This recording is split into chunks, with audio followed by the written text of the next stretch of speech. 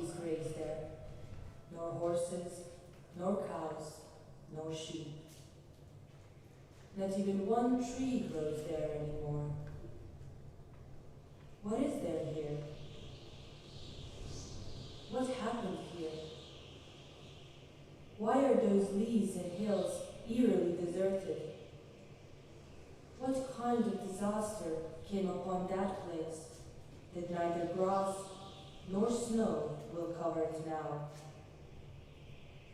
There is no tranquility for animals or for people until the secret that hides beneath the bosom of tragic Tomashica is revealed from that spacious black hollow where cries die and horror froze. The old villager spoke out. He could not take that horror with him to the grave. The hole is too small. The coffin is too narrow to contain all that torment and horror.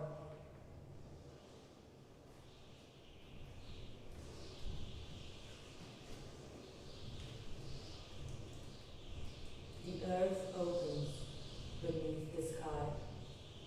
A mass grave opens, vainly hidden terrible truths are revealed to remind us not to forget.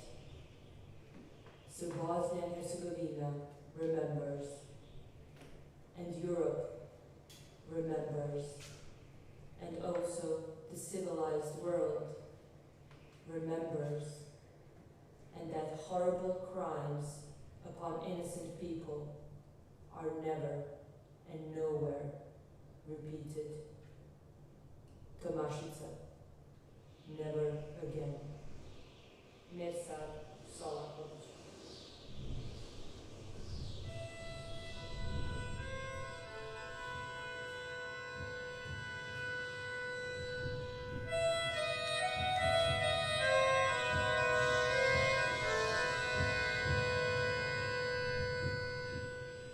Between August and September 1995, there was an organized effort by the leadership of Republika Srpska to deny their crimes against humanity by removing bodies from primary mass grave sites and transporting them to secondary and tertiary ones. The International Criminal Tribunal for the former Yugoslavia found that this reburial was an attempt to conceal evidence of the mass murders, an attempt to deny the genocide. The consequence is that many bodies are yet to be returned to their families, and some have only a couple of their loved ones' bones to bury. Some bodies may never be recovered. Evidence gathered from these mass graves, including personal items and DNA, have helped to convict the perpetrators of these crimes.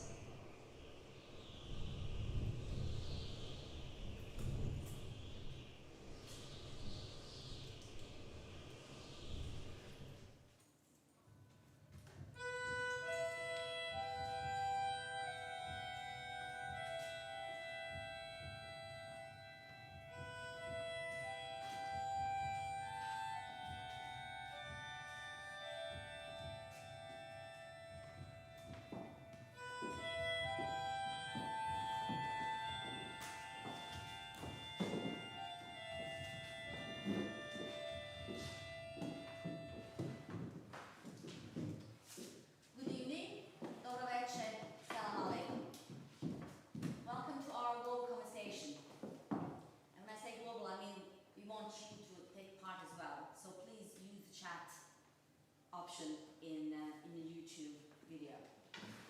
My name is Aida Houghton, and I was a Bosnian War survivor. I was UN interpreter during the wartime, and now I'm a proud member of the Vic Borderlines team. What you have seen earlier is this amazing cast, and actually first day in rehearsals of the latest production of My Thousand-Year-Old Land. This is a documentary piece of theater about Bosnia and what has happened in Bosnia in the early 1990s. So documentary means we have gathered all the stories from the testimonies of survivors. There were also some diaries, there were some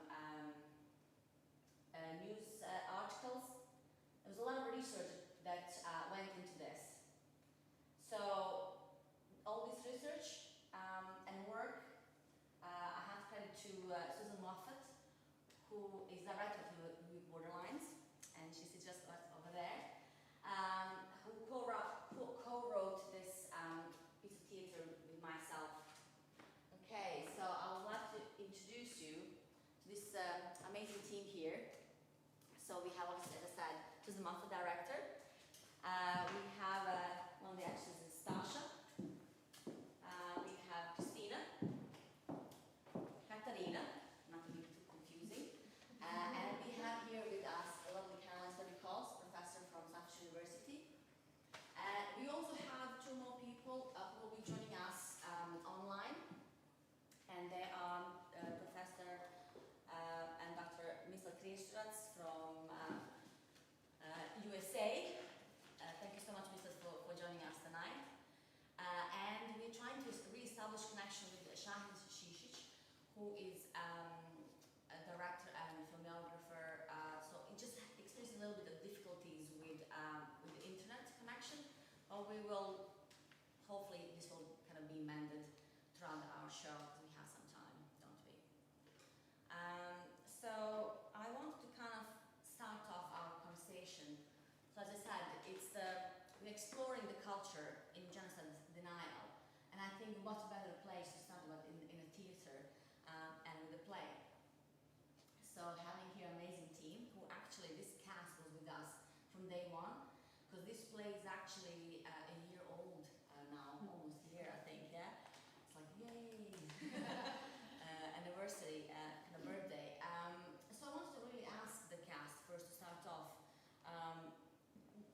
what did they think of the project, you know, when it's all started? Like, did you know what you were getting yourself into at all, or was it daunting or easy peasy? Well, just to answer your question, not really. I didn't know what I was getting myself into, but it wasn't a negative thing as such, and it didn't end up as a negative thing. Like any process, when you go into it, if you're not really even if you're directing it, you are a bit lost because things start to occur when you are in connection with people. So it was a lovely process, and however hard the topic is, and however maybe, you know, dealing with the past it is, it's also really important, especially in today's day and age when we see it happening again. And yeah, I think I was really honored to be included in it, and I was really glad that I was allowed as a Bosnian to use my voice and tell my own story. Yes. Because you actually tell us that it's sometimes difficult for you to get a job, even playing roles actually of Eastern Bosnian, wasn't it? Yeah.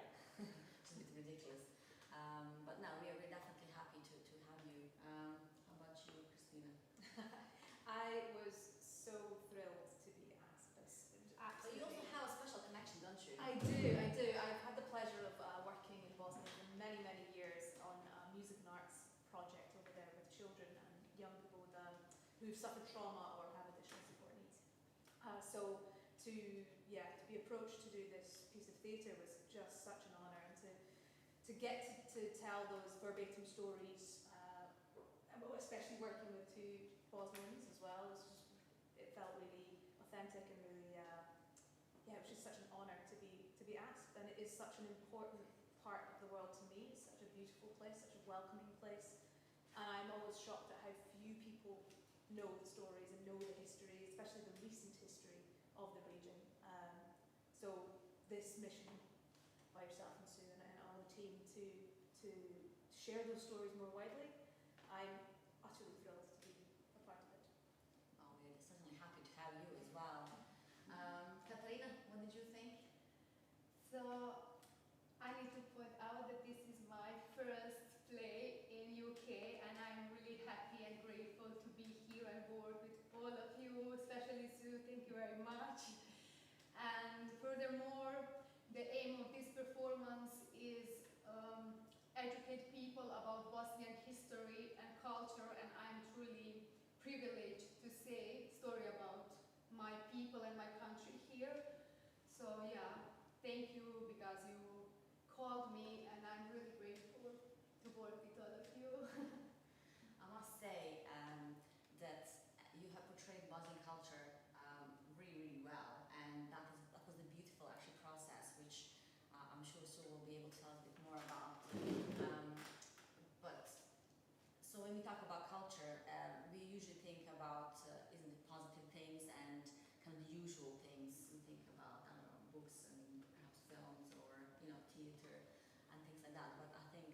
so many other aspects of culture as well. And it's just a beautiful way of meeting different people and different nationalities, different countries, just discovering different things. Sue, if I may ask you, how was the process for you? What actually made you want to do it anyway? Okay, I think what's really important that you just touched on, Aida, is this idea of what does culture mean. So, you know, quite often we talk about high culture, we talk about orchestras and opera and things like that. But of course, culture is something that is happening every single day. We, in our process, as we walk through our lives, we're creating culture ourselves.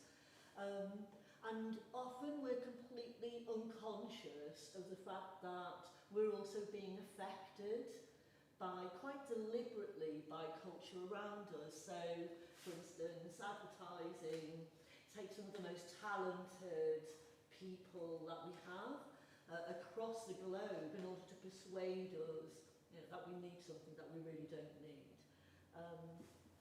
And when culture is used in a way which makes us deny our own truth and our own knowledge of what is true and right, then that's incredibly dangerous. You know, I chose to work in theatre, and in particular with documentary theatre, because the truth has its own sound.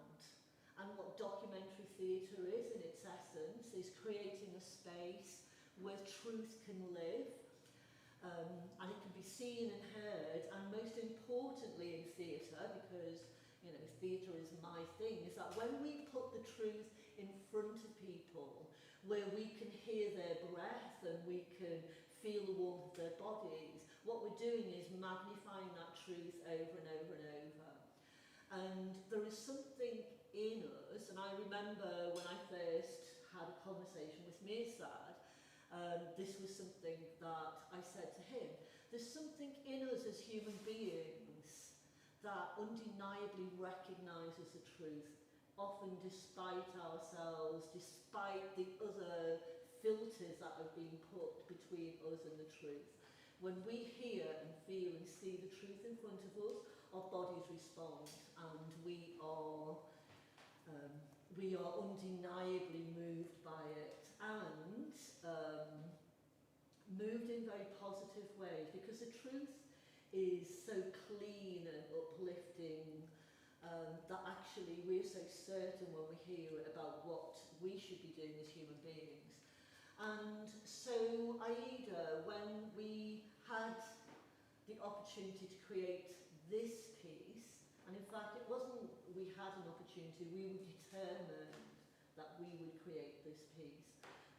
One of my motivations was because I remember watching what was happening in Bosnia from the safety of my home, holding my own children in my arms, and seeing other women, young women my age with their own children in this terrible situation, whilst the world kind of used its talents and culture to shine a light on it, but did nothing.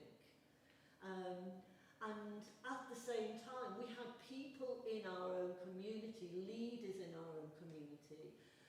One man in particular, who became the Prime Minister of this country, making dismissive comments like, oh, well, you know, those Bosnians, they're not so innocent.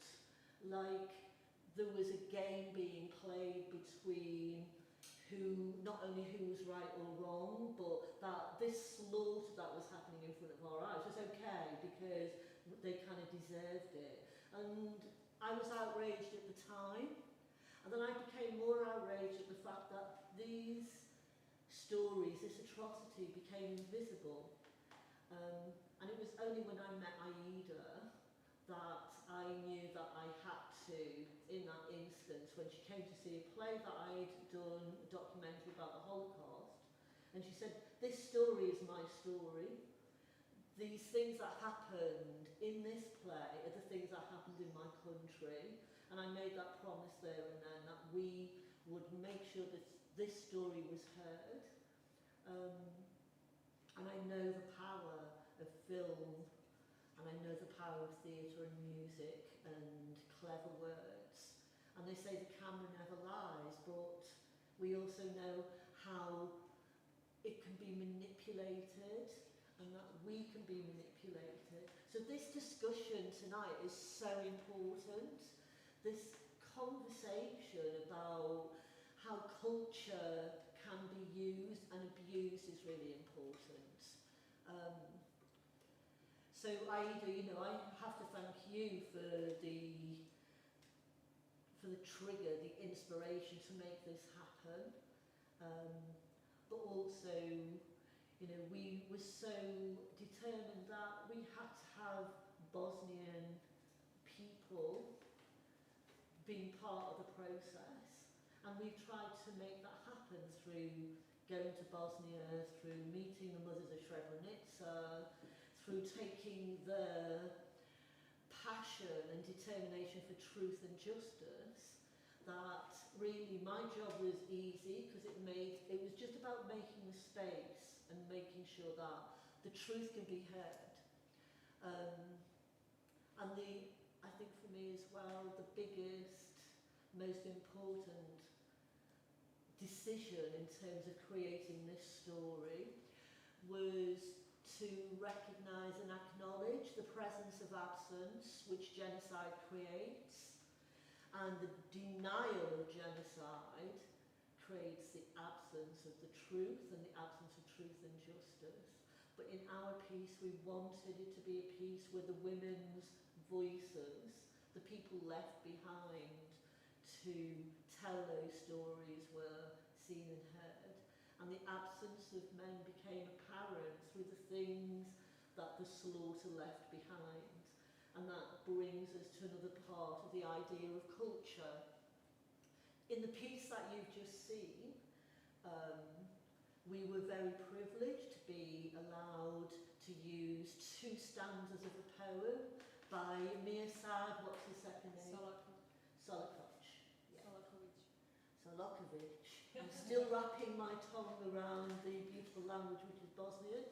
By the end of this rehearsal, I hope I can sing at least one song or one verse of it.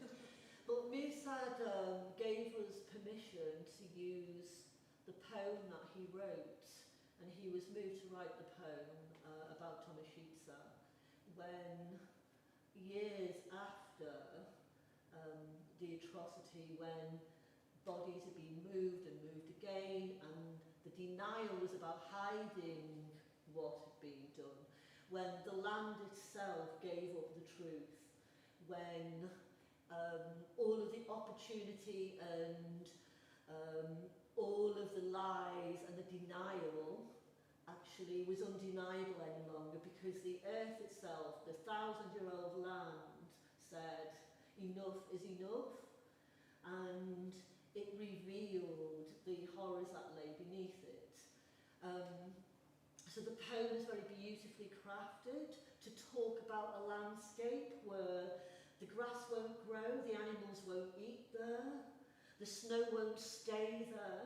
It paints such a powerful picture for us. And then the truth is revealed. And what we wanted to do, because of the work that, in fact, that we had done with Professor Sturdy Coles in terms of how her work has used the culture of archaeology and forensics to thwart the deniers' ambition to hide what they had done. What we wanted to do was to make sure that the evidence, the things that human beings leave behind, which also tell a story, were used in the play. So you saw during that poem the items which represent the men that were slaughtered, the things that they left behind, which becomes so important. The things we normally throw, you know, in the corner, or we ignore because it's just a pair of shoes or a jacket, suddenly the importance of these things is enormous. And what I want to really be able to do is to move from the idea of culture being literature and theatre and stories and music and coffee and laughter into the idea of the material culture that we as human beings create, that leave behind the evidence that we were here, we did exist, and then Aida pass on through that to you, to Caroline, to talk a bit about that culture as well and the importance. Yeah, thank you, Sue, so much, and the cast as well. Before I move on to Carol, I just wanted to remind our audience that you can ask us any questions or leave some comments in the chat box, and our lovely colleague Rachel will keep an eye on that. Okay. Because I forgot my laptop here. So Aida, I also just wanted to say that I have had a message actually about the sound, whether or not we can just speak up a bit, or whether the mics can be just a little bit. Yeah, we need just to speak up, project. Okay. So this will help me kind of keep an eye on all the questions and comments, so thank you for that. I just wanted to actually say one more thing, that this is actually third episode. This is third episode of the series leading up to Srebrenica Memorial, which will happen on 11th of July this year. And this was a project that actually Professor Krischert has started. I met him 3 months ago, and yeah, he's quite a force to reckon with, and I'm eternally grateful for his friendship and his expertise. So Aida, you just also reminded me that we chose this date because it was a particular anniversary in terms of the atrocities, which kind of happened quite early on. Yes, unfortunately, I think my colleague Rachel kept saying that every day's anniversary, every time she checks her Twitter feed, she says there's one day of another atrocity, and that's actually quite, unfortunately, it's quite true. So many horrific acts have happened in Bosnia and Herzegovina during the war. And yes, this was one of those dates when innocent people were slaughtered just because they were who they were. In this case, they were Bosniak Muslims. I also want to say thank you for the support of some other partners from USA in this case, and that is a Florida International University Boxing and Fawzia Jaffer Center for Muslim World Studies, and Florida International University, Miami, Florida, Jean Monnet European Center of Excellence. So thank you for your support. Luckily, thanks to the power of internet, we know not that far after all. So we have discussed like theatre, as Sue has said, we have discussed theatre, we have mentioned some poems and different types of culture, but Caroline is somebody who's like, whose work is really engrossed into material culture.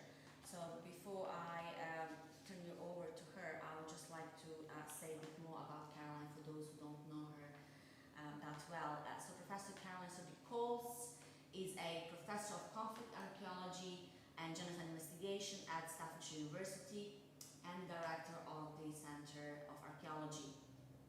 Her expertise lies in the investigation of Holocaust landscapes and other sites of mass and interpersonal violence using forensic, archaeological, and interdisciplinary approaches. She is currently the co-PI of the project My 1,000-Year-Old Challenge, alongside a team from the Vic Borderlines, a project which aims to impact policy and practice by transforming how stakeholders and policymakers interpret and act on their role within genocide education, with a particular focus on Bosnian genocide. Her notable and recent monographs include Holocaust Archaeologies, Approaches and Future Directions, The Handbook on Missing Persons, and Adolf Island, the Nazi occupation of Alderney. In 2016, she was awarded the European Archaeological Heritage Prize for her work in modern and she has held a number of notable fellowships, including the United States Holocaust Memorial Museum in Washington, D.C. So, Caroline, thank you so much for being here with us. Thank you so much, and thank you as always to the amazing team at Vic Borderlines, and also to everybody who has helped make this evening's event possible, our partners in Europe and the United States, and to all of you for joining us online. Sue touched on a number of really pertinent points in her speech there about the importance of the traces that we leave behind. And one of the things that, as a forensic investigator, you are taught very early on is that every contact leaves a trace. This was a famous statement made by a gentleman called Edmund Locard. So when we're dealing with genocide and mass violence, of course, that trace is actually amplified. Crimes of the magnitudes that we see happening in places like Srebrenica and Tomashice during the other crimes perpetrated in Bosnia and Herzegovina, in events like the Holocaust, and sadly the many other acts of genocide perpetrated in the 20th and 21st centuries, are incredibly destructive. They destroy lives, the perpetrators try to hide the traces of the people that they try to kill, and landscapes are ravaged, mass graves are dug, camps are created, roads, railways, ravines are transformed in a number of different ways. And so what we see is actually more material culture, more material traces being created alongside, of course, the destruction of evidence, which is often one of the major goals of the perpetrators. And of course, perpetrators are sometimes extremely successful in hiding the traces of those crimes for a very long time. And I think it's fair to say that a lot of the beliefs that are born out of these events, where people believe that the perpetrators were successful in those situations, is one of the reasons why denial flourishes. And so actually, by believing the narrative that perpetrators managed to eradicate, whole societies, whole groups of people, that they managed to bury beneath the earth forevermore the traces of their crimes, we actually feed into that narrative, and in some way, the perpetrators are even more successful in that total annihilation that they actually seek. So I very much see my role as a forensic archaeologist as pushing back against that narrative. As I say, saying that every contact leaves a trace for us to find. And some incredible work was done in Bosnia and Herzegovina to try and find the remains of the victims who were killed. And those objects, the shoes, the belts, the watches, the items that we carry with us every day, that also forms part of that body of evidence, not only in a legal sense, but often if a body has been destroyed, they are the only traces that have been left behind. And the more time passes, of course, the more difficult it is to find those traces, but I think we should never give up, because again, where we don't see those objects, where we don't remember the names of those victims, again, that is where denial is able to flourish. So I'm very privileged to have been able to work as a forensic archaeologist to try and recover some of the evidence connected to crimes that have taken place. I see it as a very, humbling experience, a very really important, I'm not sure there's even a word actually for the responsibility that is bestowed upon you in those situations to find the traces of people who've been killed in such terrible ways. But I also, whilst in my work see the worst of humanity, I also see the best, and I think some of these interdisciplinary collaborations, such as the one that I've had with the New Vic Theatre, has shown me that it's not only the archaeologist's job to make these traces visible, the arts, culture, theatre, coming together, actually, that's where there's some really incredible opportunities to make those traces visible. And we are, of course, developing our Rescuing the Names workshop, where we're really trying to empower ordinary people to engage with ordinary objects, the types of things that we all have in our own homes, that the people who were killed in Bosnia had when they were so cruelly murdered, and to find out how we can all be empowered, actually, to rescue the names and to make sure genocide is not forgotten. And I'm extremely grateful that the opportunity and the insights that working with the team at the New Vic have opened up in that regard, and I think that's a really exciting way that as more time passes since the genocide has happened, it's a really exciting way to reinvigorate searches and to show that, you know, you might just be an ordinary person sat at home, but you too can actually make a difference and try and make sure these crimes aren't forgotten. So I'm very grateful for the team here for giving me that chance as well to expand the opportunities for that kind of interdisciplinary working. Thank you, Caroline. We have certainly learned so much from you too. It was incredible, but also very easy. You know, when people are kind of thinking or have the same beliefs or similar beliefs, then I think collaboration is not a problem at all. But it is definitely nice to have different ways of expressing or also letting people. And I know a lot of people, when we go and do these workshops, people like at first they're quite scared, like, oh my God, no, like no eye contact and things like that, isn't it? But we also learned that thanks to some of the methods that Sue has developed as well, like cultural innovation, that it doesn't take long to people at all to embrace themselves and just to engross themselves into them items and just kind of try to see them for what they are, but also for what they could be or what they could represent. And it's just it's actually quite beautiful, because when you have so many people in the room and you have same object in that particular room, and even if people choose the same object, the storyline will always be like incredibly different, and that's just the beauty of storytelling. And I think that's where the theatre kind of thrives, and you know, we all can kind of learn from. I'm not too sure. We should have had Shine with us, but I think he's probably still struggling with his connection. So we're gonna introduce Misa. So what I wanted to say before that is, as I mentioned beliefs earlier, there's one of the quotes that by Thomas Wolfe, who said, "Culture is the arts elevated to a set of beliefs," and that's just beautifully said. But what happens when, despite overwhelming evidence, as Caroline has mentioned, there are people who are still denying or downplaying the facts or the crimes that have been committed? So I wanted Dr. Mr. Kreestrats to address this issue. We have like recent examples of genocide denial that were Austrian author and Nobel Prize winner Peter Handke, and we also had Boris Malagurski with his film Republika Srpska, The Struggle for Freedom. So their statements and actions sparked widespread anger and disappointment among the families of victims of the wars in the war in Bosnia-Herzegovina and in Kosovo as well as among the international community. Perhaps I know it is a big question, but again, we're having a conversation here. We're just trying to kind of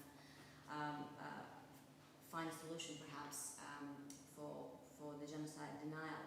But I wanted to introduce Mr. Kreestrats, who is now an assistant professor of political science at Broward College in Florida, USA.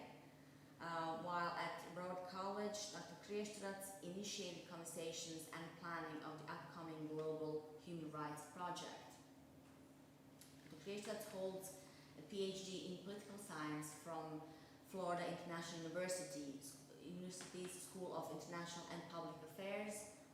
His research interest focuses on nationalism and the role of culture in politics, and he has published works on these topics. His book on Bosnian Muslim and their Bosniak identity was published in 2022 by the University of Michigan Press. He is also a research fellow at the Jafar Center for Muslim World Studies at the Green School of International and Public Affairs. As a public intellectual, he frequently presents nationally and internationally at public forums on relevant political issues and serves his communities in various ways. Mirza?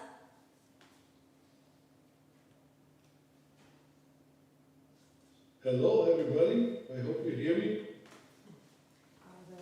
Yes, all right. I was listening carefully, all of you, and I have to say thank you more so to Sue and to Line and to Christina and Stasha and Katrine for what you're doing. It's really important.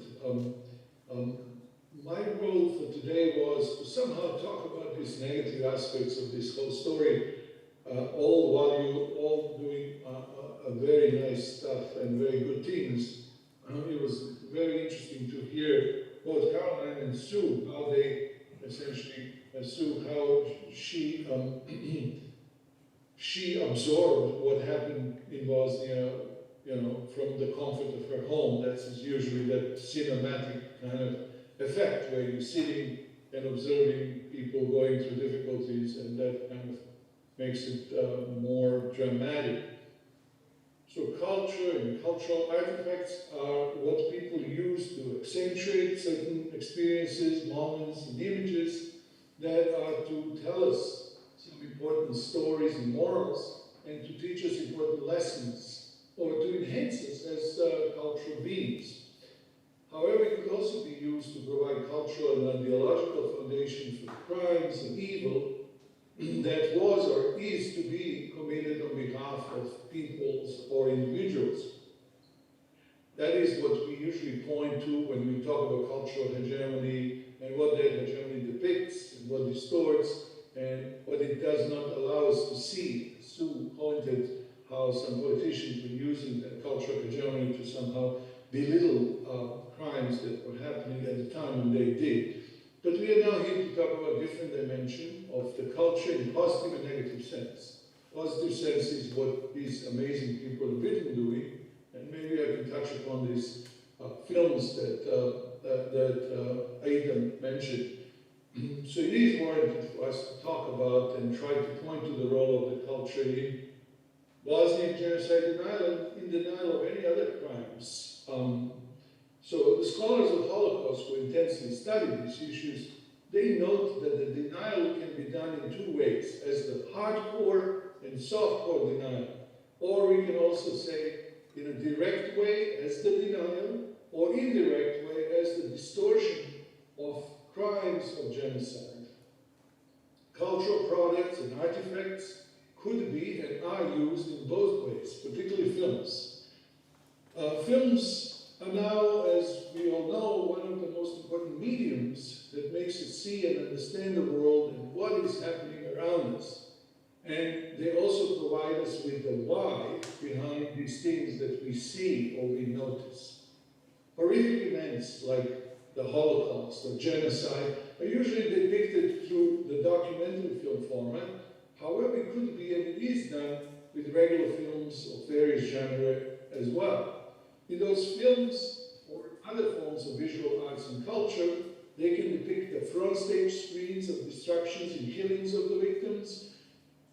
In those crimes, but they can also use the same medium to explain how and why such crimes are committed. This is where most of the denial or distortion goes on, where authors of the films or artifacts try to provide some ideological justification for the crimes and murders of the people. In that way, they try to provide some sort of acceptable ideological ground for what was done. Believe or not, even mass murderers need idea or ideology to explain themselves. As sociologist Leo Cooper noted, the perpetrators of genocide need an ideology to legitimate their behavior, for without it they would have to see themselves and one another as they really are, common thieves and murderers. That is how arts and culture is used for the denial or distortion to normalize the obvious horrific behavior and crimes which every normal human being will find horrific and deplorable.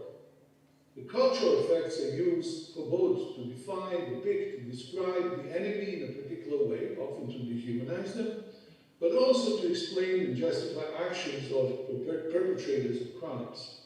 That leads us to understand that the denial and distortion of the crimes against humanity have multiple audiences and aims.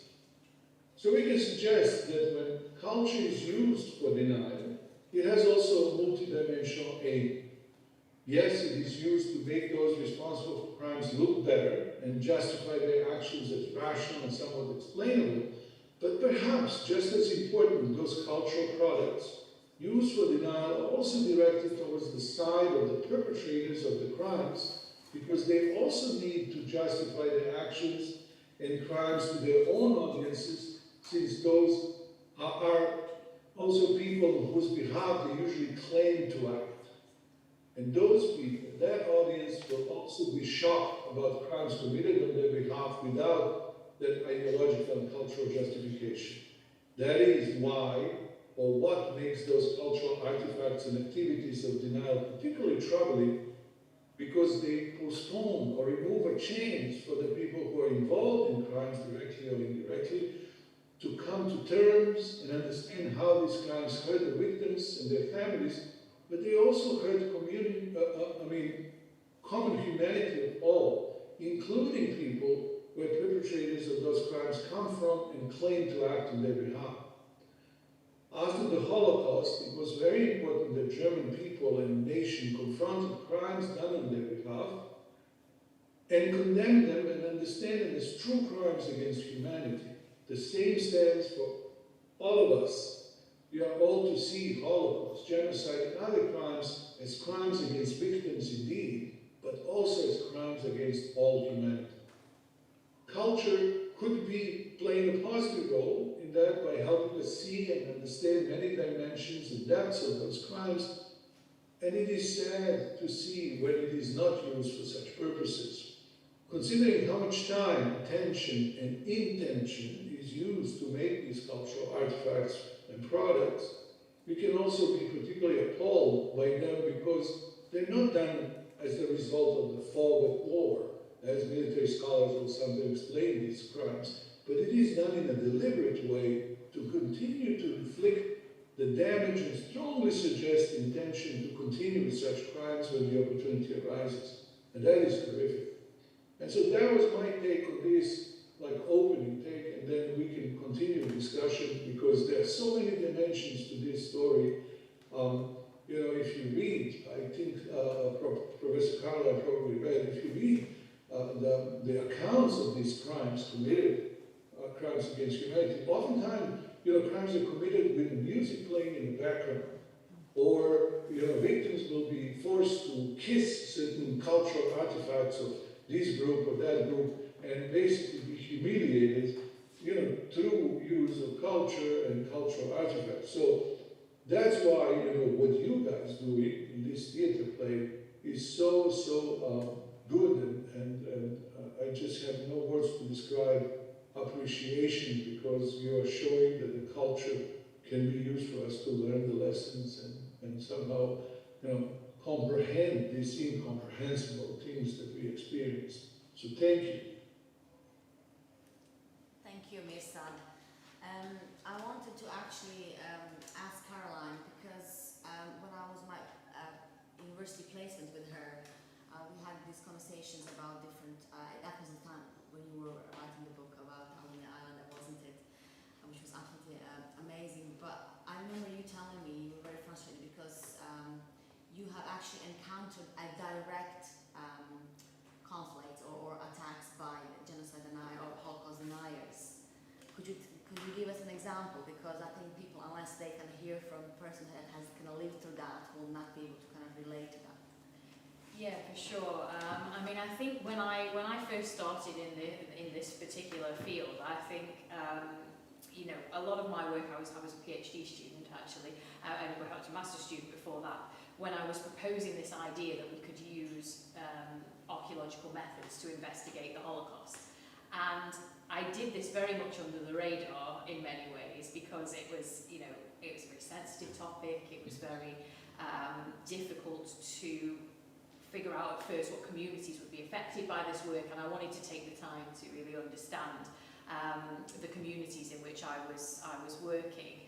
But then actually, I was working with a TV company, and it's interesting that obviously Mirsan was talked there about the sort of role of film and popular culture. And And so I made a taster video about the fact that, you know, I was doing this work potentially to be shown to filmmakers, and actually the website itself was hacked.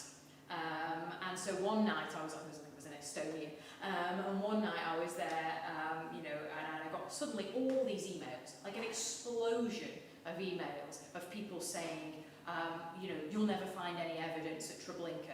You'll never find any evidence in any of the other sites that you want to work at, because these crimes never happened. Those people died, you know, through ill health or through bombings, through military action. There's nothing there to be found. So even just the suggestion that actually someone was going to look for the evidence prompted a level of denial that, you know, I could never have imagined.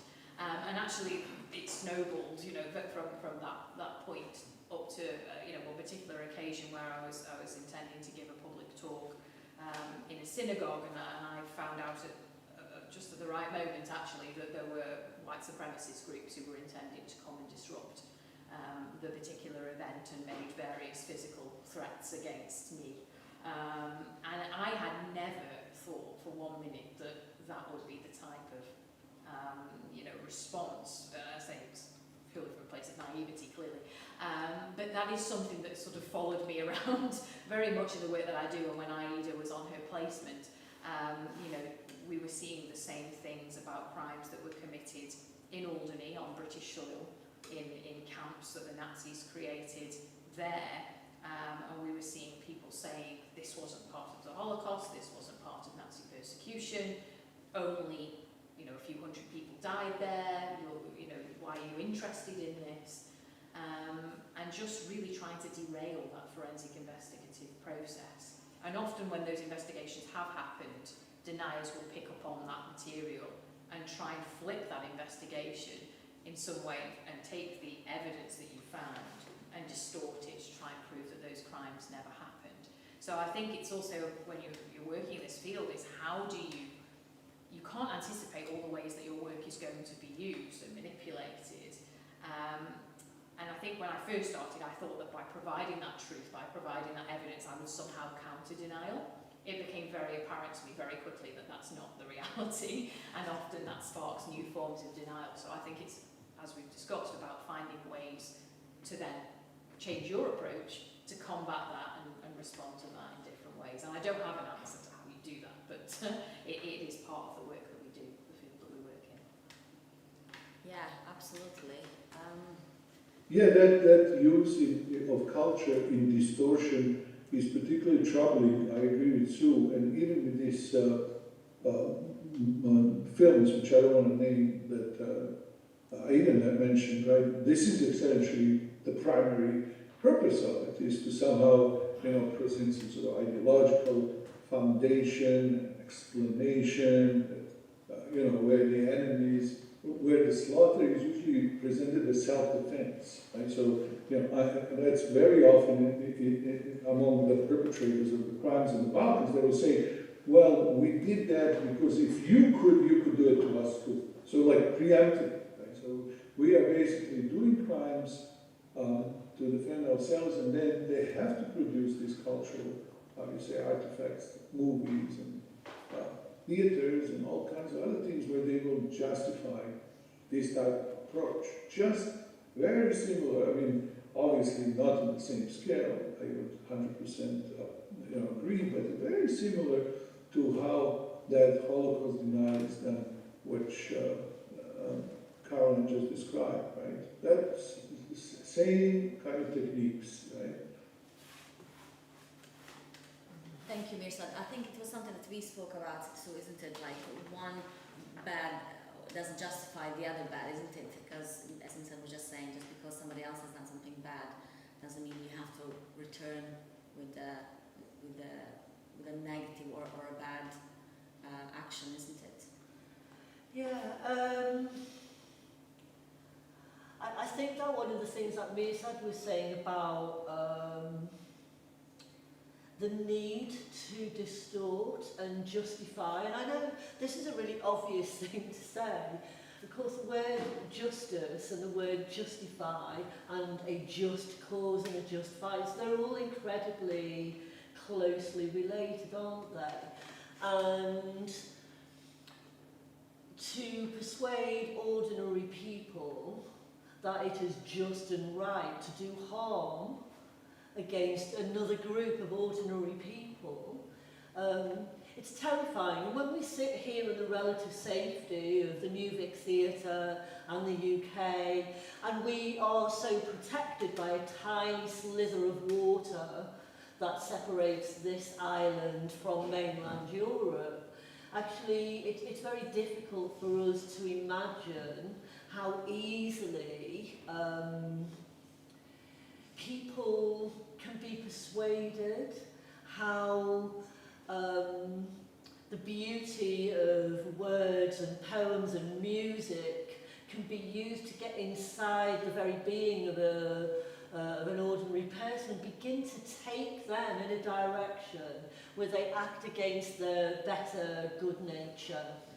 And, you know, to murder is to distort your own humanity, and to murder on such a scale that it becomes genocide is to magnify that distortion over and over again. And of course, I think it's right to say it was Goebbels, wasn't it, who first set up this idea of using film and music as a tool for propaganda. You know, quite a modern thing at that point in history, to make it available in a mass way to affect lots of people in a very powerful way. I know Mir said that we've looked at football crowds, and you know, I'm a massive football fan. I love it. The city I was born in, it's in my DNA to get excited when you know, you see them warming up on the pitch, and I get the same excitement when I hear an orchestra tuning up, and it's like, wow, you know, what's going to happen? The drama is there. But you think about how powerfully, in this country as well as across Europe today and currently, that the great cultural experience of football is used to distort the beautiful game, to take entire masses of people to hate other groups of people. We see it a little bit in terms of sectarianism. So obviously Christina's from Scotland, where you set one team against another. The city I grew up in Liverpool, we had the same potential to set one team against another, but I have to say we had so many mixed families that the game was more important than the propaganda around it.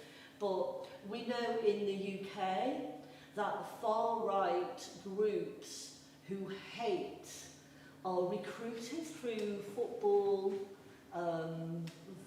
grounds and football clubs. And it shows how fragile we are. It shows how utterly fragile we are when we can be so cleverly twisted and distorted and taken. And I think also, Mia said, you spoke about the need in distortion to depict and to describe the other, the enemy, to create the enemy. You know, I don't think the majority of people walk through their lives with an idea of an enemy in their heads. It's not a natural state to be filled with the idea of enemy. But of course, there are the perpetrators, the nationalists, the people who have their ideology, want to create the enemy constantly. Again, we see it in our own culture, where, you know, we have special words for people who are not like us. It used to be asylum seeker, now it's immigrant. We use these metaphors of being invaded by people coming on little boats. But they're not people. They're described in any other way other than as a human being. And it's to sow the seeds and prepare the nation to rise up and hate. And it's scary. And we have to be We have to be prepared to understand the techniques that are used and to be able to recognise those things, so that when we come across it, we can begin to recognise those subtle and clever ways and distortions, so that we can counter that. Because if we cannot counter it at the point when the distortion is being created, by the time that turns into hate and prejudice and genocide and or acts against humanity, we're too late. And so it's so important, these kinds of conversations, you know, because film is so clever now. The truth is presented to us, or the lie is presented to us as the truth, because we have these ideas like the camera never lies. So if we see it in front of our eyes on the television, it must be the truth. So how do we begin to even recognise those distortions? And I'll come back to saying that actually when we do see the truth, there is something in us that doesn't feed the fear in us, but fears the hope in us actually. Because the truth, without truth there is no hope. And I just, because I realised, Aida, when we asked the mothers of Srebrenica, Munira and Khadr, we asked them to write a letter to the world, in fact. And there's some such powerful things, like, you know, we continue our fight, they say, so that the lie would not defeat the truth. This is what we're trying to do here today in this conversation. And they follow that sentence with, so that the criminals do not become heroes. And what Mirsad is talking about in that film is the creating of these heroes out of the haters and the perpetrators. And, you know, I think the other denial Mirsad that I was really moved by, and it gives us our work to do as well, was, you know, you spoke about, I need to find, where did I write this? Here it is. You spoke about these techniques, these distortions of culture, actually denying the right of perpetrators who have been involved in acts against humanity, which actually is an act against themselves as well, because if we're all human, a crime against humanity is a crime against ourselves. The distortions prevent them from being able to accept, acknowledge, and then amend. Because they're then stuck forever in that situation where they have to defend the indefensible. So yeah, I will just... There is always something that fascinates me, like what is happening, I mean, not as a, please don't misunderstand, not as a sympathy, but just as a wonder, like how do these people come to terms with themselves, right? That's... but, you know, I also, the two thoughts that I had while you were talking, first one is, it is interesting to note, like when we speak about these crimes of mass murder, humanity crimes, like whether it's genocide, Holocaust, or other types of crimes against humanity, we can note that, you know, because they talk about stages, right? They have that intentionality stage before it starts, where they prepare the population and, you know, while it is ongoing and so on and so forth. It is interesting that the culture can be playing a role in each stage, which is kind of fascinating by itself. As you were talking, I was just thinking about it because you were talking about the definition of enemy, which is usually done, you know, in a preparation stage, right? Where culture is crucially important. Aida probably remembers, I think her and I are old enough to remember, right, how things were overnight in former Yugoslavia were essentially turned, and it was essentially movies and books and music that was used to make us somewhat evil. I used to be involved with music big time in former Yugoslavia, and I was part of that scene, and I was looking at some of my friends, I have to say, and colleagues who are becoming overnight, turning into very strange people who see those enemies everywhere. But I also heard what the Caroline said, and I'm very wary, just like her, of that idea, the truth by itself is self-explanatory way to defeat evil. I don't necessarily believe in that anymore. Probably Caroline shares that thought, right? The truth itself, like there are people who know the truth, but still they don't necessarily see it as evil. Yes, and that is, again, another dimension to that, troubling dimension to that. And that's where, these artifacts, whether it's painting or theater, you guys are doing what is, they call it, the king's, how you say, art, level of art, like with theater, trying to depict these horrific things in the theater is absolutely hard. But any other types of things, we should not forget that the truth itself is not enough. Truth itself will not defeat the evil. It's not. I understand that humanity, a level where we, as human beings, we want to think or believe that if people are exposed to the truth, they will see it. But you heard from Caroline, those people who attack her for what she's doing about the Holocaust, they know what is happening, but that was not enough for them to somewhat accept and say, well, that's evil. No, in fact, they become much more vicious when you expose, the truth of what they do. Anyways, that's just a thought. So. Thank you, Mr. and Sue. I think we still cannot get Shahin on our connection, which is... Apparently, he's trying to sign in. He's telling me I'm online, but he only sees himself. So he's probably in the wrong location. Probably. He just needs to use the same link I sent him in an email. That's the only link for him to use. So if you could please tell him that, would be amazing. Yes. In the meantime, I'm going to actually still say who Shahin Shidic is, because this is this mysterious man who I really wanted to actually introduce to all of you. And perhaps his story is also really important because the documentary film he filmed called Planet Sarajevo was actually filmed before the existence of digital camera.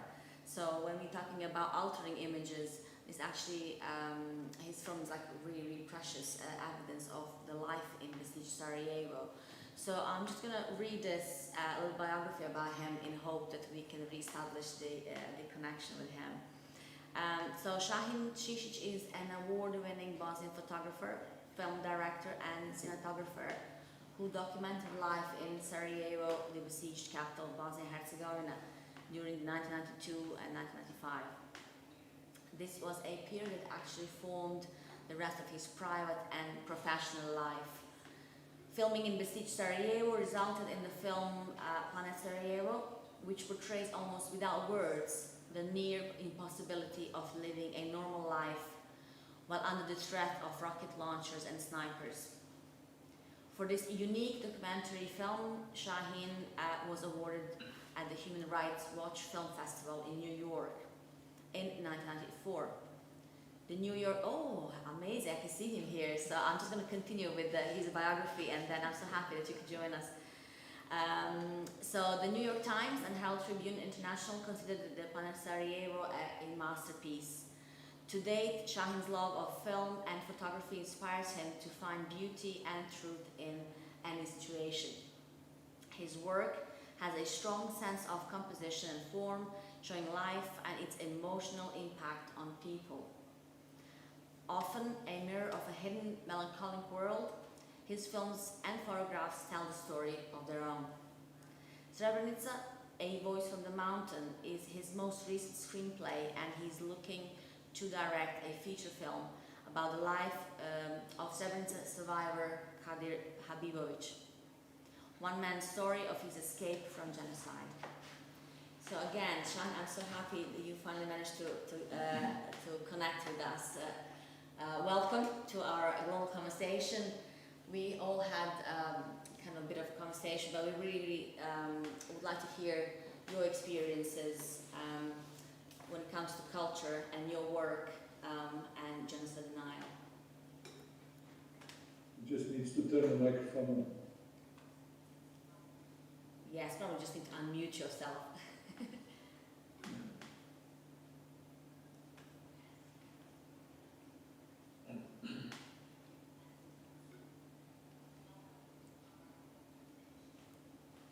No, not yet.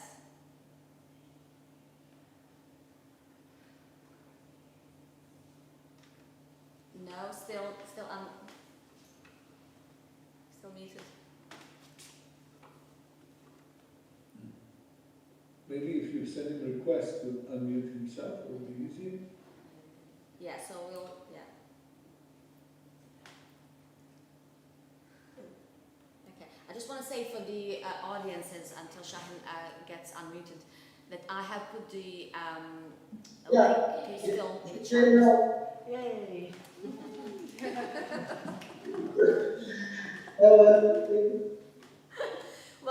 Welcome. Good evening from the Netherlands. I'm born in the Netherlands, and I'm glad that I participate in this program and to be with you all. What I can say now, a little bit was more stress with these technical things. I am, as you say, I'm a filmmaker and photographer. I'm born in East Bosnia, which is very close to the border with Serbia, like 25, 30 kilometers. And on the river Drina, river Drina is the historical, for me, river, and maybe now the biggest mass grave in the world for the last maybe 150 years. Just say, I'm born in this area, which is such beautiful, it's pure nature, mountains, and my childhood was just pure joy. And from the early years in this village, we had one cinema, and my cousin, and he was also my teacher. He was showing movies from Western world and from Russia, and I started to learn about life, about the world through the cinema in this village. As a child, what was I give some notes about that because we will maybe have to connect later on. Child, I saw President of Yugoslavia, Joseph Broz Tito.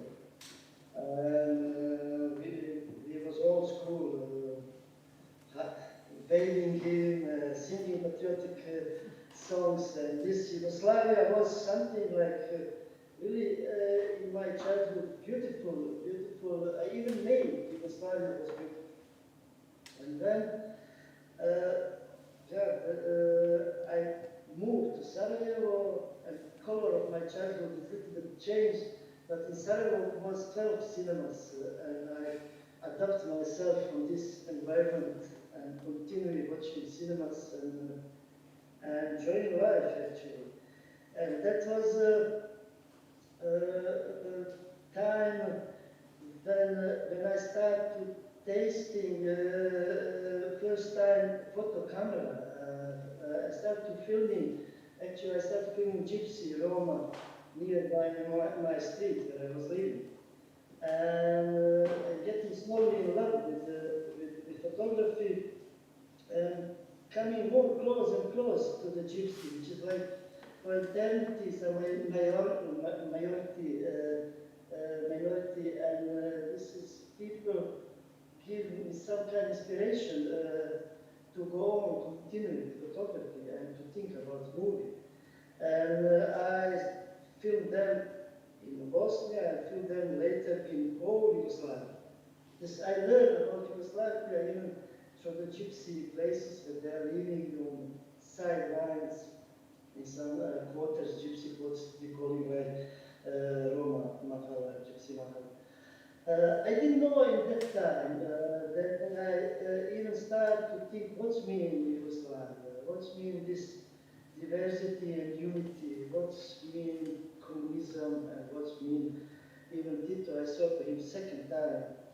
just 1 year before that. But I feel there is something. And then Tito died 1980, and the same year I went to his army, which was, we call it this like Tito's army, the Yugoslav National Army. And in the army was some problem with Kosovo. And then I first time see that there is something that we telling all soldiers and commander generals giving a story, telling something like that Albanian not doing something good, etc. I didn't understand this. I was so young, let's say 19 years. But this story now reminds me that even today we hear a story about Kosovo, and which takes like 43 years. I think it's too much, and it's unbelievable. I don't understand why is this like that. After army, I went to Sarajevo, and then was still beautiful. You know, I started to study film academy, watching movie, filming Gypsy. Came Olympic Games in Sarajevo. Was whole world was there.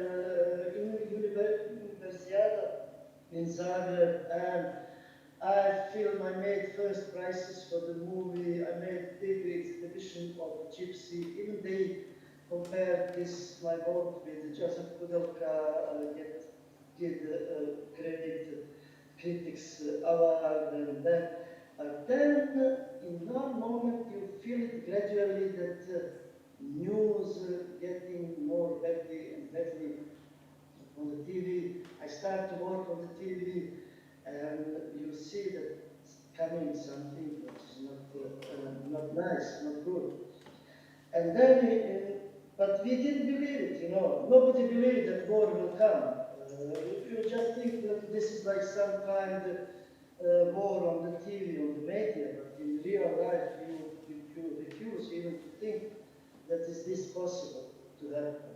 And then in 92, it's so rapidly, you see barricade, and you see that Sarajevo is on single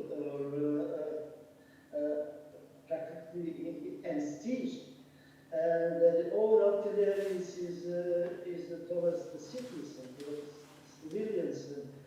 And I was shocked. I was on the television, and some editor asked to film something on the street. I came on the street with camera. I see glass, I see dust.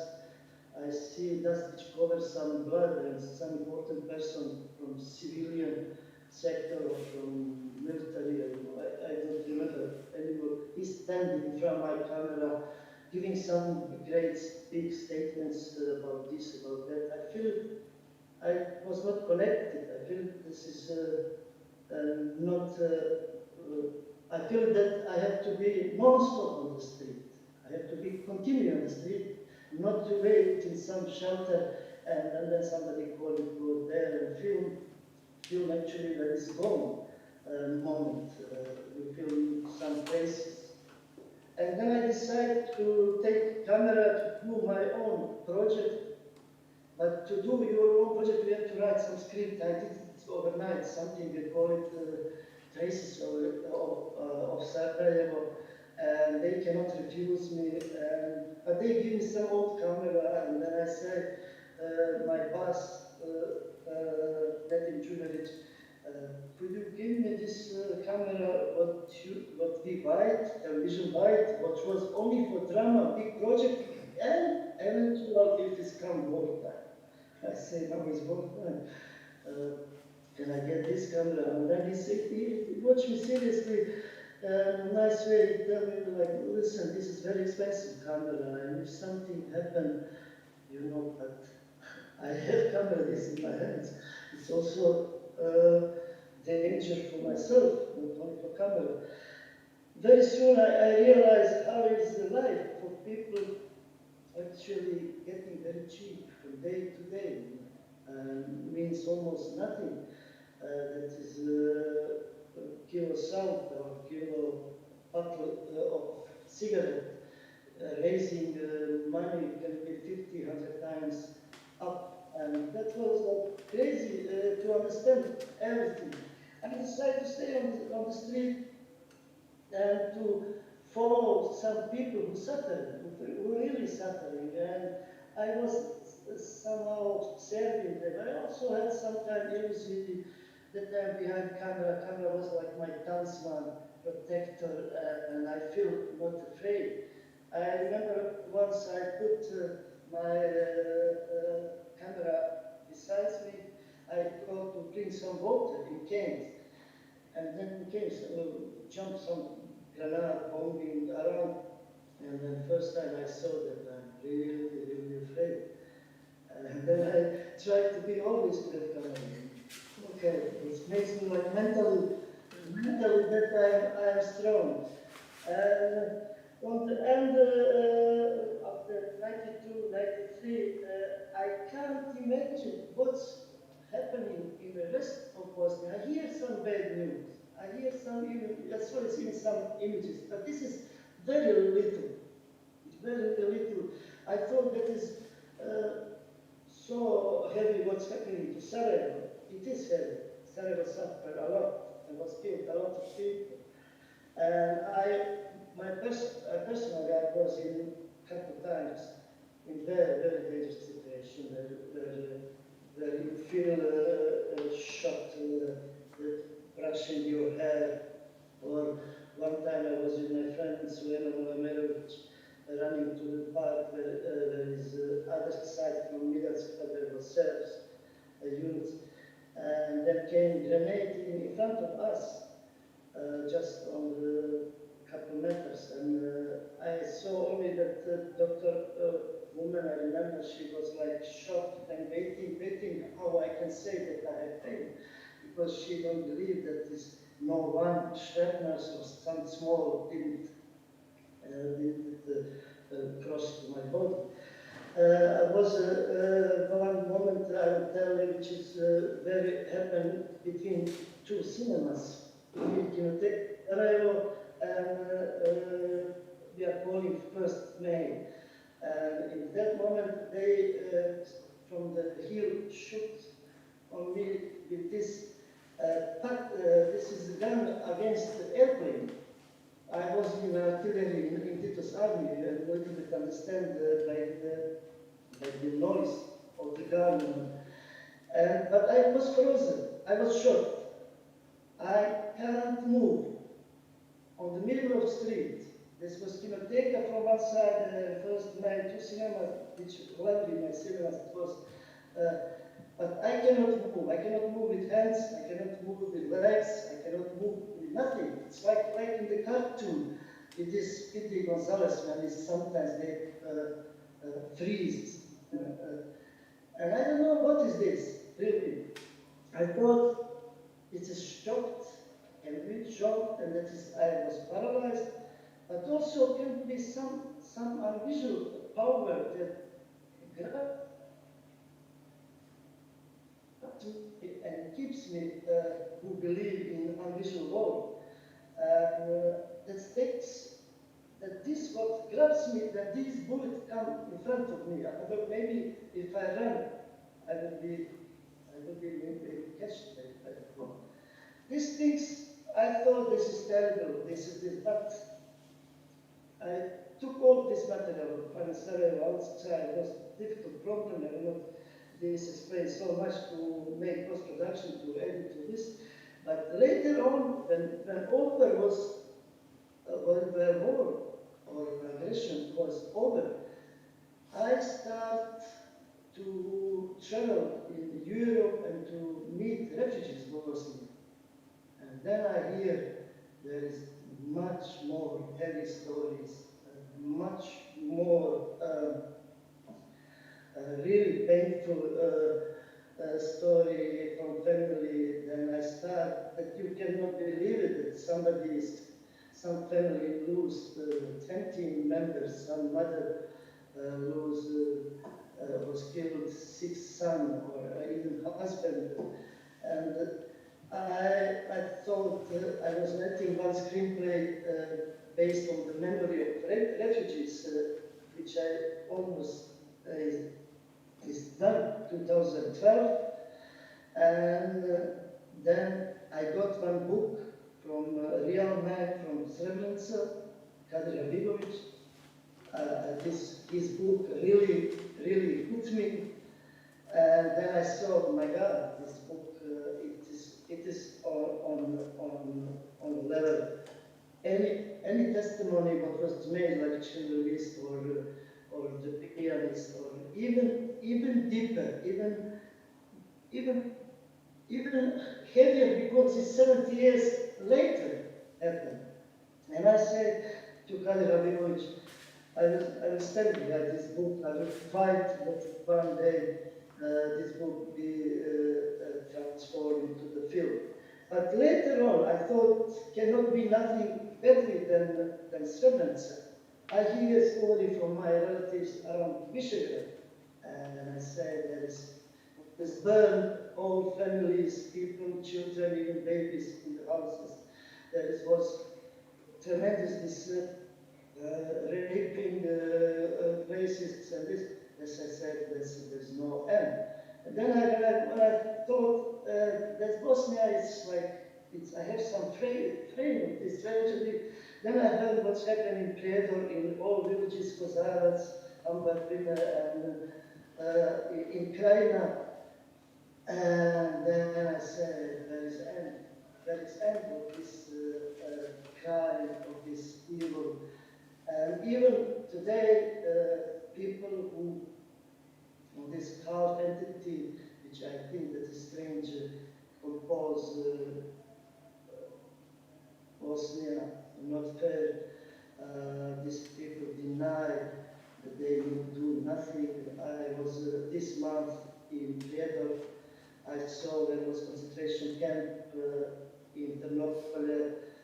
There is no signs for the there is now school, children not learning nothing, what's happened in the past.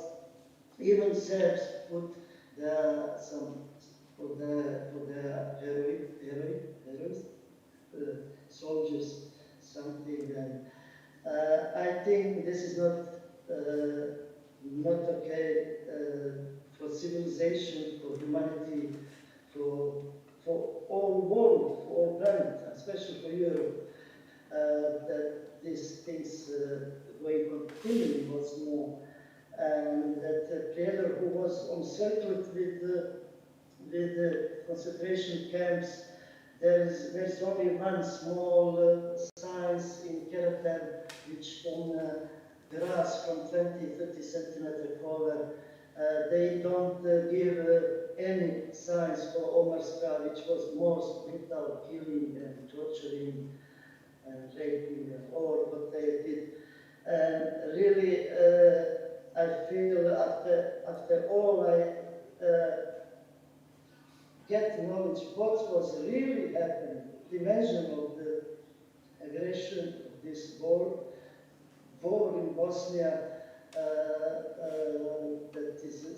that people cannot be happy, not be relieved in this time, which how is going on political level at this moment. I will finish this with one note. I met by hitchhike one soldier from Vietnam, Bernard Livingstone. He was from Australian man, and he has two brothers piloting. One son must go to Vietnam and to New Zealand troops to fight in Vietnam. I met this guy. He was very old age in Belgium, and we started to talk. I was surprised that he even picked up me as hitchhiker. And he told me that he was in Vietnam and he touristically visiting all traces of First World War, Second World War. And then I told him, listen, Bernard, in my country was also war. He said, where? I told him in Bosnia, and then he did like this with hands. He said, man, it's just not war. The neighbors, capture neighbors, and killing and torturing and raping. This is not war, it's soldiers going against soldiers. And I asked Bernard, would you like to ski hotel and be my guest? And he did it. I talked with him a lot about Vietnam, about Bosnia. And after that, I realized that this is really not war in Bosnia. This is some dirty misery, aggression, and some dirty plan with Belgrade, with Moscow. Who knows which kind of power is behind it? And small, innocent civilians suffering, and they will suffer in the future continually if something not break this, if something not get them good. And I believe in the positive, in the good future. I was working in the Holland. They was in war 74 years with Spain, and here was also Napoleon, and you also have some experience in Ireland, and I believe that one day in Balkan will find end of this brutality and will be some sunshine and again nice life in the beautiful nature. That's. Thank you, Shahin. I'm so happy that you're so positive about, because I think everybody in this room is as well as Mirsad, of course. And this is what we can do. We're doing our own part, isn't it? And in however way, shape, or form. And it just always kind of lifts us up when we meet somebody who kind of feels the same, thinks the same, wants to kind of do the same positive things. So I'm sure we will continue to do so. Sue, I saw you were taking some notes. Yeah, I'm just listening and you said nobody believed that the war would come. I've heard this when I've worked with Holocaust survivors, when I've been in Bosnia, everybody had the same thing. Nobody believed that it would happen here. And I think that's really important for our ambition. So i.e. to Caroline with the Rescuing Names work that we're trying to do, is that unless we actively work to prevent the war from coming here, or wherever here happens to be, then it will arrive at our doorstep. And it sneaks up on us, doesn't it? It sneaks up, and the next thing we know, there it is happening in front of us.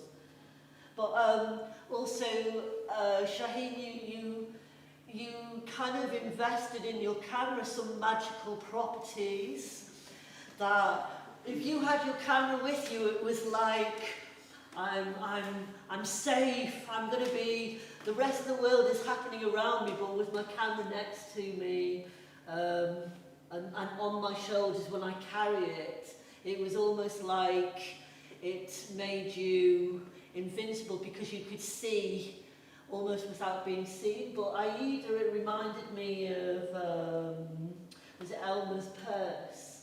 Alma, yes. Yes, so we met, Alma is my friend who I met as she was a refugee from Bosanska Krupa, and she fled, like a almost movie-like exchange of fire, really.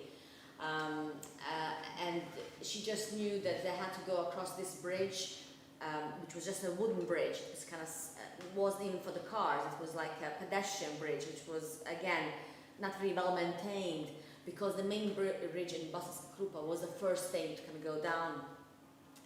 And so she said, I was like, somehow we found this car, a friend of mine or cousin or somebody, and my mom and my grandma were with me in the car, and he was driving really, really fast across this bridge, and actually we didn't think we were gonna make it because there was so much exchange of fire and bullets. We could just see them ricochet off everything, And as we were driving this just crazy speed, she said, My mom kept putting like a purse, like, you know, like a wallet on my head, kept saying, hold this, like as if that's gonna protect me. And believe it or not, yeah, it did. So nothing happened. So she said, didn't I tell you? Didn't I tell you? She said, magically, they were not harmed. But like this story of this purse on her head, yeah. So, yeah. It is funny actually how your brain protects you, because for me it was working. Because I was working as a translator, and for me, when I was on the mission with them, like on that patrol, I didn't think I could be, because I had work to do, you know, I had to translate. So I never thought I could be, you know, even though same thing, I could see bullets ricocheting like snipers, there was shells, there was, sometimes I would put a Walkman at that time, so yes, I'm that old, in my ears, and I could feel like, oh, what's this? And I pick it up, and it was actually hot shrapnel.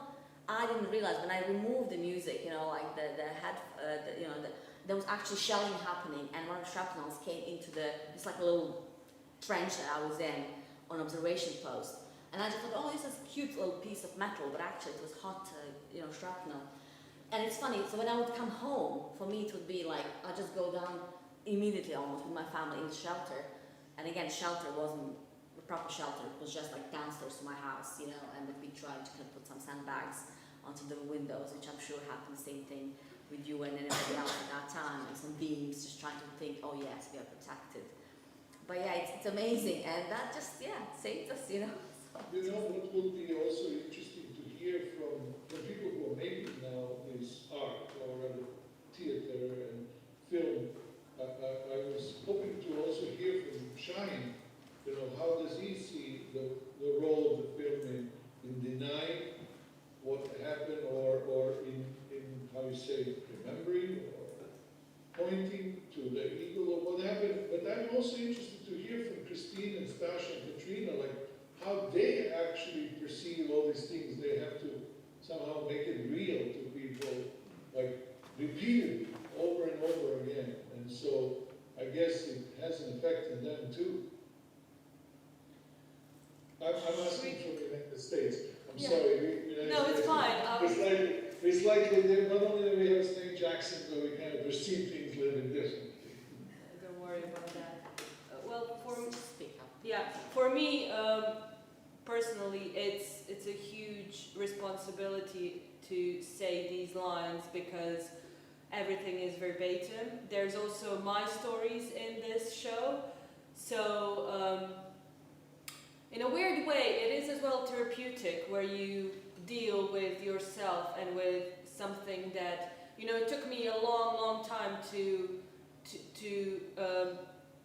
probably make myself aware, or to be honest with myself, that things that happened in my country, you know, it's when I was also a child refugee, so when you're living, I came back to Bosnia in '98. So when you're living there and like going to school, and like everybody's pretending like, oh, this is done, and your parents are trying to give you a life, and you know, all of these things, and you hear about things that were going on, and you're somehow disconnected because you're in it. But when I moved away was the first time when it really hit me that it is embedded in my cells. I cannot escape it. It's now a part of me.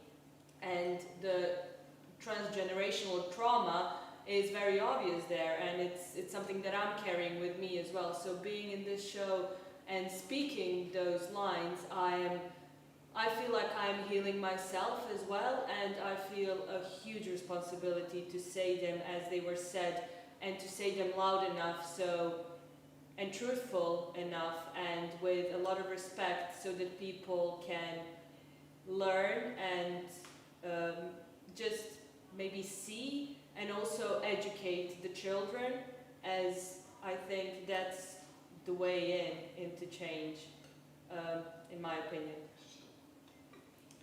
Thank you, Sasha. Before you guys can I just say that we have one response at chat. It's Rajmil Fishman, who wants to thank all the speakers for our inspiring contributions. Please, again, the chat is still open, so if you wish to ask or leave a comment, please do so. Okay. So yeah, to be honest, I don't remember too much about war, but I'm from Bosnia, so I was listening that stories all my life, and of course that I am really connected to this script, to this story, because that is like history of my country, and all our stories in this performance are really super sensitive and emotional, especially that mother house, what is story about the mothers from Srebrenica, and I think that any person on the world can be connected to stories like that.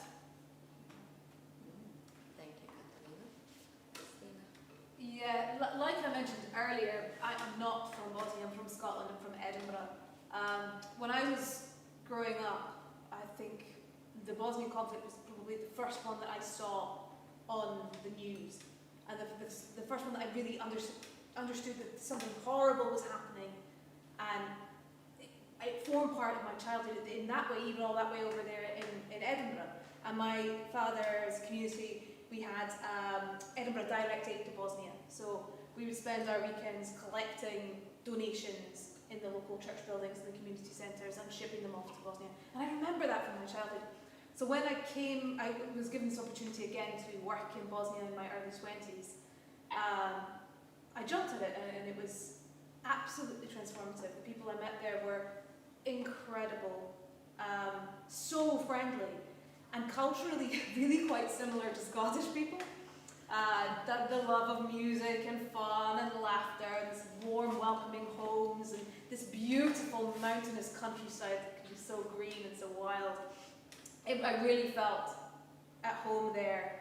And as these people became my friends, and they told me all these ever more detailed stories of what had happened to them and of their lives,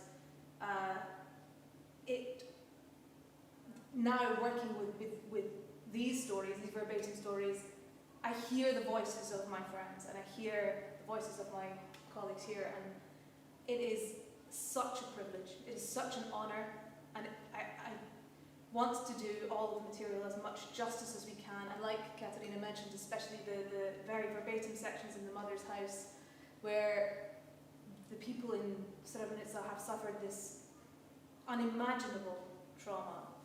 To hear them explain it in their words and be allowed to then share that is an honour that I do not take for granted in the slightest, and I'm very thrilled to be a part of this production, and again, so grateful to the Borderlines and the New Vic for inviting me here.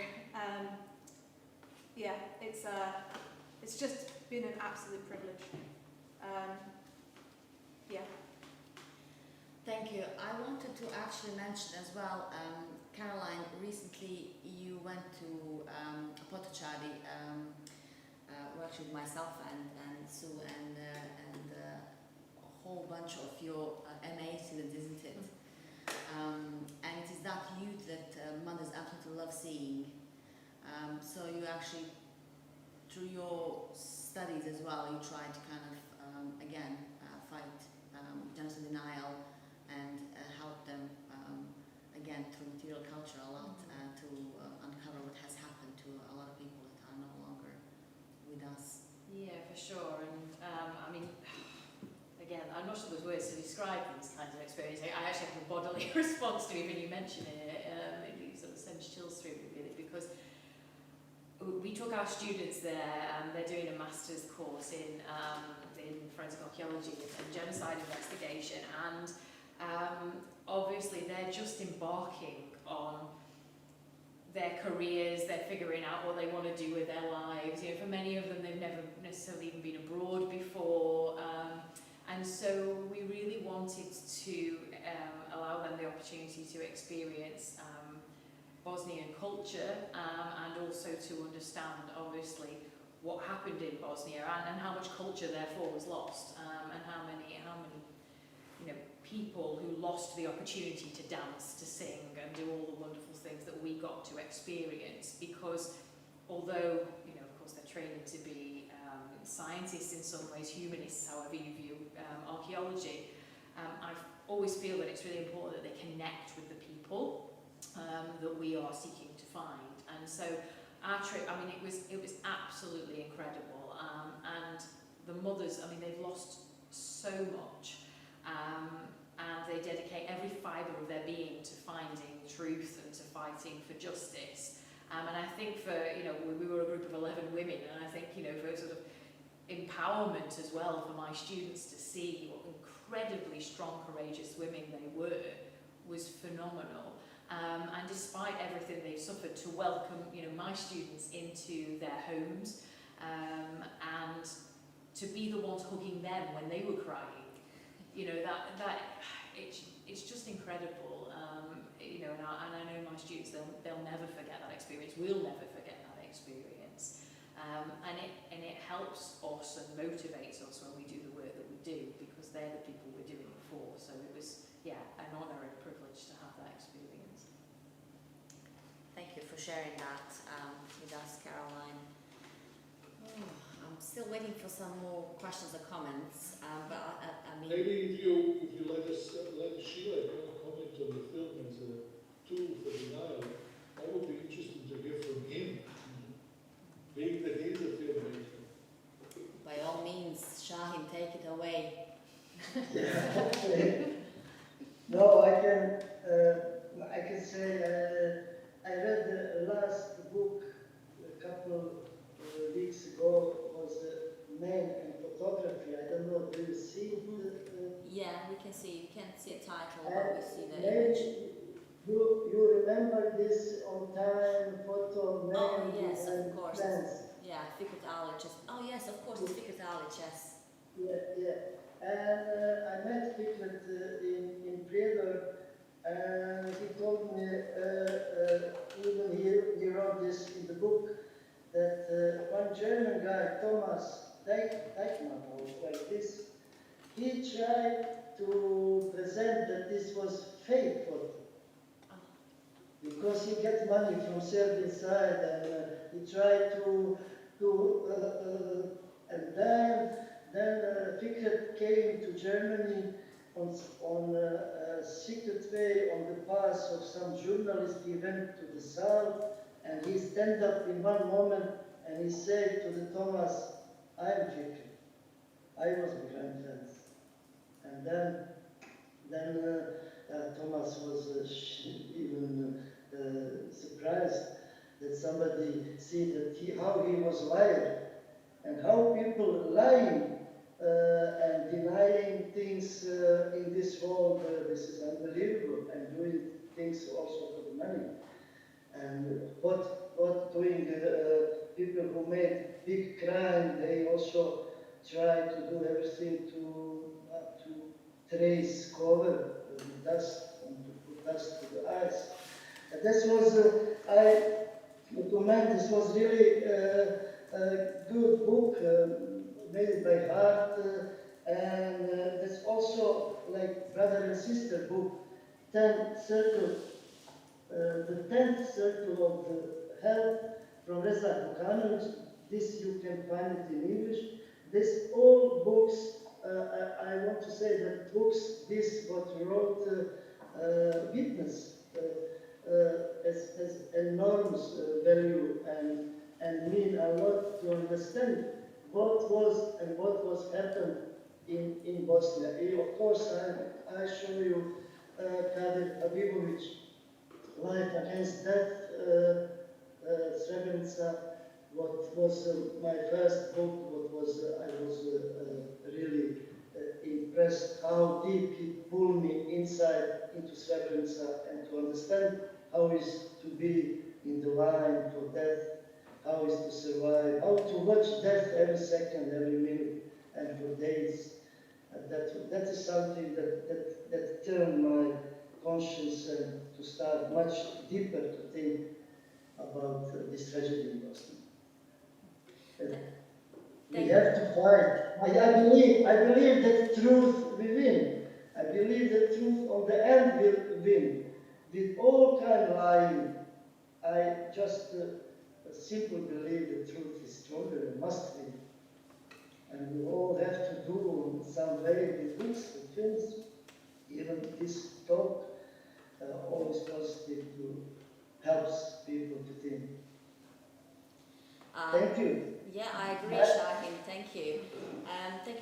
all these books with us. I'll make sure I put them in the chat. I actually have a question for Dr. Kriesterac. It said, hey Professor Mirza, do you think that the denial of Holocaust in certain groups in America has anything to do with our own inability to face atrocities committed in our own country? This is a question by Tony. Can you please read it one more time? Yes, I sent it to you by email, so hopefully you can have it in written, but I'll read it out again. Do you think that the denial of Holocaust in certain groups in America has anything to do with our own inability to face atrocities committed in our own country? I don't think, could it be inability? Perhaps, yes, but I am not necessarily so much concerned about inability. I'm much more concerned about, intentionality behind, denial or distortion or what happened, right?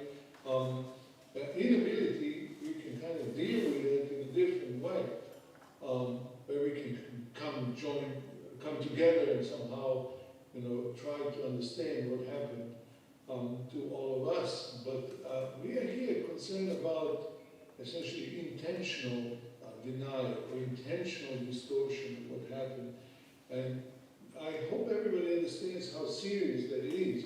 That's keep listening, Shahin. I see that's what Shahin was trying to essentially also elevate that to the level of humanity. And talk about how this is, exactly that. It is a crime against humanity committed on Bosniaks in Bosnia, in the view of the whole world. And so, if we don't accept that, then perhaps what Sue said, it comes to our doors. When Shahin was talking about growing in former Yugoslavia, we were listening about stories happening here and there, and we never thought it would come to us, but then it did. And so that's my concern. My concern is that intentionality. Inability, I don't know exactly what Tony meant. Thank you, Tony, for the question. Did he mean just, that on a personal level that people just cannot deal with such horrific things, which we sympathize with, we understand. But then we are much more concerned here with intentionality behind denial, with intentionality behind distortion, right? And this is where theaters like yours essentially help people who maybe have that inability to face it, because you do it in a very, gracious and gentle way. You basically bring people to that story, right? But so I don't know whether I'm answering the question or not, but I hope I did. Thank you, Mirza. Because there's always delay on the YouTube. There's no other comments at this point. Anybody else? We are closing in on our time, really. But please, if there's some final remarks or comments. I think I'd like to just pick up on this really important word of intentionality, because it's not an accident. It's not ignorance, because if you're shown the truth in front of your face and then you refuse you deny it, then it's not an accident. It's not because you're not capable of seeing the truth. You are replacing the truth, whether it is with an ideology, but it's a deliberate act, isn't it? And I think we need to also be very honest about that, because sometimes I think we pretend that when we face that deliberate denial, we dress it up, we go, oh, they're ignorant, they don't really know. But we're kind of letting people off the hook. We're letting governments off the hook. So if we look at revisionism, deliberate policy-made revisionism, so you look at Poland, for instance, the deliberate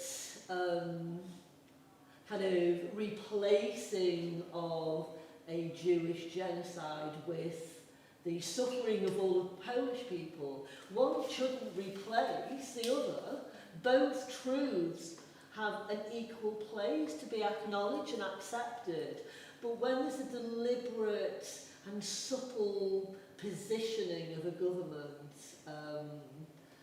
which begins to change the truth subtly, bit by bit by bit, that's really dangerous, and it's scary because we're seeing that happening. Again, I think in Lithuania, there was a kind of a deliberate not accepting the level in which the Lithuanian population played in rounding up the Jewish Lithuanian population. And so it's all called war. And I think it's Shaheen was saying that his friend it was something about Vietnam, what his friend said when Shaheen mentioned the war in Bosnia, I think the friend said, no, this isn't war. A war is fought with soldiers against soldiers, not neighbour against neighbour and friend against friend. And I think, you know, Caroline, if we're looking at this work which will achieve the ambition, you know, with the Jewish community after the Holocaust vowed never again, the whole world went never again, and we keep on failing to achieve never again. And that's because we are still being quite shy, I think, about looking at the truth, because it's a painful mirror to look into. And perhaps we all have to be proactively determined that when we see the lie presented as the truth, that we call it out, and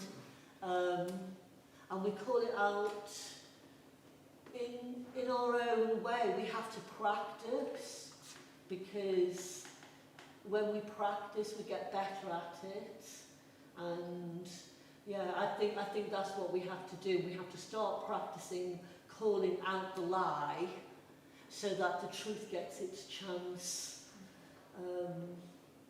to thrive. And you know, for me, Mirsad, that is my takeaway from this, is that the truth itself is not enough. We all know what the truth is, and it's not enough that we know what the truth is. We also need to know what the lie is, and we need to shine the light on that lie over and over and over again. And you know, that's what I will take away from this conversation tonight, and thank you for that. The truth itself is not enough. It's what do we do with that truth, and how do we recognise and call out that lie? And if I may come in there, I think what Tony was also probably trying to get at with this question, although Tony online, please correct me if I'm wrong, was that, you know, sometimes we shy away from calling out these crimes because our own, you know, countries, our own societies have perpetrated crimes of a similar nature, and it's exactly what you just said there, Sue, is that we don't want to look in that mirror. We think if we acknowledge a crime over here, that someone will call us out on the crimes that happen in our own society. So in a way, you know, certainly in the UK and in America, we're all engaging actually in a kind of denial of what is happening. And you do this amazing activity, don't you? I mean, you've done it with my students, where you point out that, you know, in the UK, we're on stage 4 at least of the 10 stages of genocide in terms of the way that we other people and the way that we segregate them, we give them labels, etc. And so actually, you know, I think that's part of the reason why these crimes do happen again, is because often societies aren't prepared to look inwards. It is easy enough to call out and say these things are happening somewhere else, but when it comes to take action, if you've not taken action, you know, in your own environment, for example, or it's going to highlight crimes that were perpetrated in your own society, I think that's probably why people are more reticent to you know, step forward and make a statement about what happened in these situations. Yeah, that could be correct, Caroline. That perhaps maybe better understanding of the question, and that's why I pointed that the shows, the theater that you're doing, can help in that sense. Can help people look inward. I was listening to one interview with what is her name, Sharon, the woman that made the movie about Severance. Yes, Mila Jovanovic, right? And she was talking exactly about that, how her biggest wish is to actually show this movie in Belgrade, in Serbia, and help Serbian youth also come to terms with that, exactly to overcome that inability to look inward with this, look inward and understand crimes as crimes. That's why I spoke about the role of the culture in my intro, where it often kind of serves to provide an ideological explanation, because otherwise what they do, they're just murderers. But if you kind of code that in some idea or make some cultural artifacts that will justify, then it becomes, the same murder becomes something else. And that's, again, where the culture is important, precisely maybe to overcome that inability. However, I apologize to Tony if you didn't understand it correctly, or at least if I didn't understand this question correctly. Thank you, Caroline, and thank you, Mr. as well. I'm very aware now of the time that we had booked for this event. I just need to mention that we had another comment by Robert McNeil, who says, there's probably one more. So Robert says, thanks to all the amazing speakers for such an interesting event. Robert McNeil was actually an anatomical pathology technologist who did a lot of work in Bosnia on mass graves in Srebrenica. He has wrote a book called Grey Faces, and he paints, I think that's his way of dealing with all the things that he had to do for a living, really. And we'll be doing some different projects with him. And I think, sorry, there's one more comment. Message from Teresa. Thank you to you all for sharing your experiences and expertise, and to all who have made it possible for us to be part of this important conversation. Thank you very much, Teresa. And thank you to all of you, Caroline, Katerina, Christina, Stasha, Sue, Mirsad, and Shahin, and thank you, of course, to all of you who have been with us tonight, or you will be with us when you find the moment. I would like to conclude with a quote from Paulo Coelho, who says, "Culture makes people understand each other better.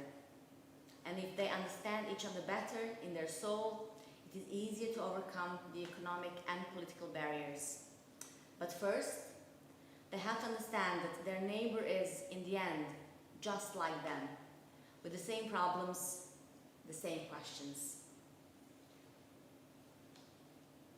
And that will be all for tonight. So thank you so much for being with us, and hopefully you'll have the opportunity to see my 1,000-year-old land wherever you are.